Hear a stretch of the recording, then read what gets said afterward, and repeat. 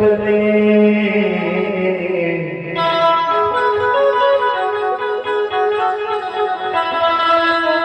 विधोहि पतिव्रत नारी। आदमी कैसे बदलते? शक्तिहीन साधु बने, शक्ति सिरागे साधु होंगे। साहू जी, शक्ति सिरागे तो साधु होंगे। धनहीन ब्रह्मचारी, धन दौलत चीज बस सिरागे तब ब्रह्मचारी होगा। रोगग्रस्त देवभक्त बने, बढ़िया सुधर जाकर चलत रही तो भगवान के पूजा पाठ कुछ नहीं, बोला बीमारी हो गई, शरीर बीमारी धर ले, उसका मेरे ऊपर पूजा पाठ क्या करना, क्या कहना? वो बड़का घर लिपे के बड़का बड़का तोते के पालिश करे वाला बड़का बाल्टी ले धर के आई, वो तमाम लोटा शाम तो भगवान विधवा ही पति और नारी दोनों मियां बीवी पति पत्नी आपस में दोनों जन कभू बीच बीच नहीं उठाने अपनी सरकार। थोड़ा वो करो करो देखा, थोड़ा वो करो करो देखा। भात दे देता खावे तक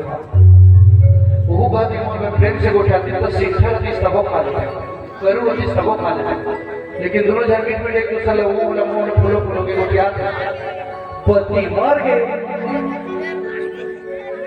पति मर गए तो फिर ओकर रूप का स्वरूप का का पूछना अपन प्रतिवर्ता दिखाती बड़का पालिश करके बड़का बाल्टा धर के आई और तमाम लोटा में भगवान में पानी नहीं दे। भगवान बोले दोस्त थे भगवान लग भगवान बोले छोड़ के चल दे मोर स्वामी इतना काबर हुए भगवान भैया बच्चे से गली रहते तो तय नहीं मानते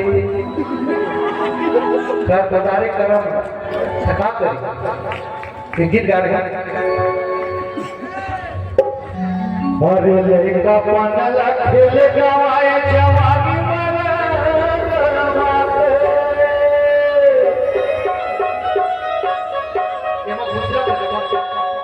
एमा गुजरात है आरगा में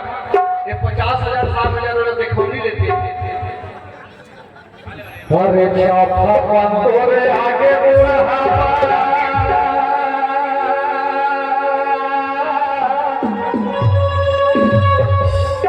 अरे वतन घर घरे कापे भैया सोते बुढ़ा बसुरी बजाए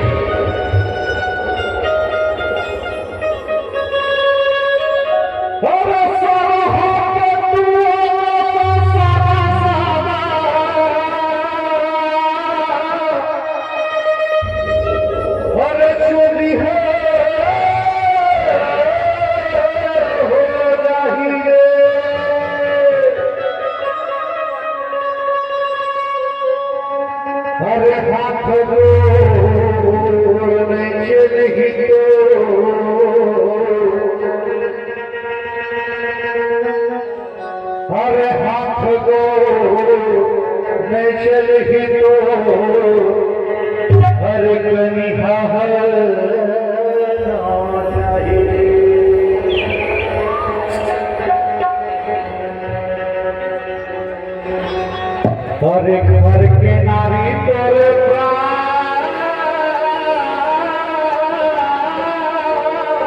प्यारी सही बात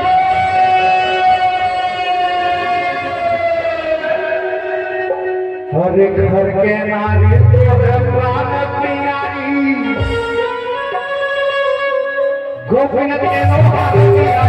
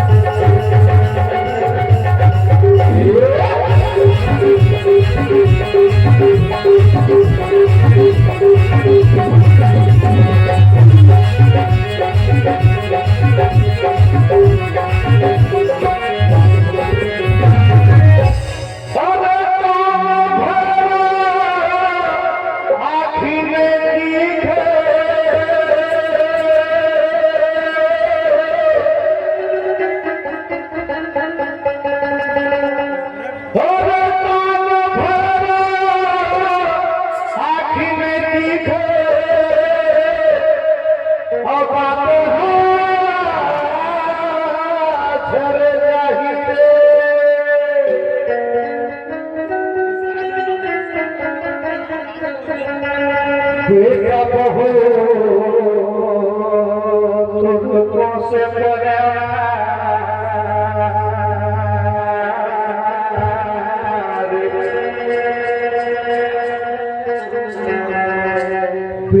बहू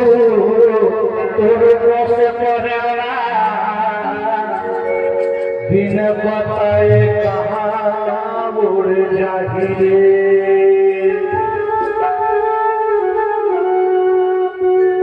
जमो शरीर पर जाही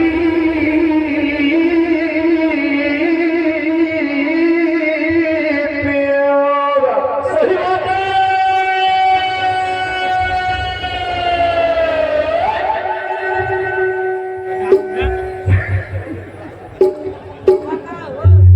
अरे जमो शरीर पर जाही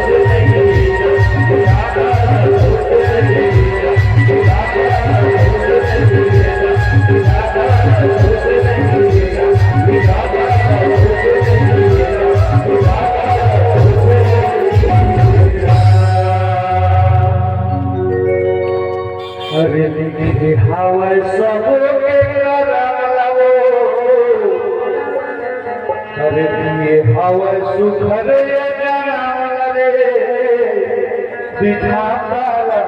तो सुने ना